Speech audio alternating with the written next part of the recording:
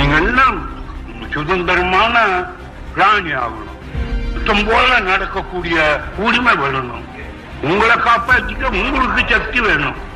இன்னொருத்தன் வீட்டை போட்டு பூட்டுறது போல அடிமைத்தனம் வேற இல்லை. ஒரு வடநாட்டு பெரியவர் என்னிடத்தில் மிகுந்த என்னை பாராட்டி விட்டு சொன்னார், நீங்கள் முயற்சி செய்தால் 3 மாதத்தில் இந்தியை படித்து விடலாம் என்றார். நான் ஒப்புக்கொண்டேன், ராமாமையா 3 மாதத்தில் படித்து விடலாம் என்று. என்ன என்றார், அதற்கு மேலே படிப்பதற்கு அந்த மொழியில என்ன இருக்கிறது? பண்டு தொட்டு கொண்டு கொடுத்த இனம் உண்டு குளிக்க வந்த கூட்டம் சிந்து முடிந்து சீர்குலையவே ஒரு ஜாதி தமிழ் ஜாதி பல ஜாதி ஆனதே, அதனால் பலவீனமானதே. ஒதுக்கியே தீர்வது ஒடுக்கப்பட்டவருக்கு இட ஒதுக்கீடு என எதிர்நீச்சல் போட்டு எழுந்து நின்றது திராவிட இயக்கம். தென்னக மயக்கம் தீர்க்க முனைந்தது.